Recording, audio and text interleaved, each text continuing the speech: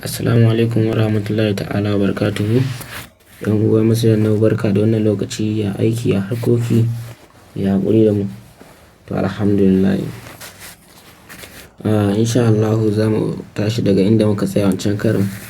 Wancan karan mun dakata daga walma'u dahiru, da samun ruwa mai tsarki fardun farilla ne. Walfauru, da gaggautawa.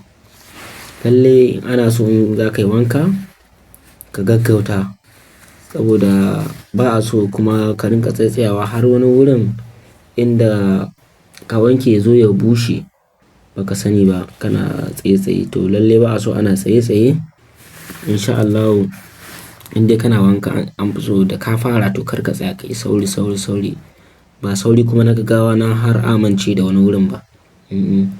Kai sauri dai kar ka tsaya ake nufi. Lalle fardun farilla ne intaha fara'idul ghusli. To ashe darasin namu ma ya zo ƙarshe. Lalle ashe shi ma saura kaɗan ne.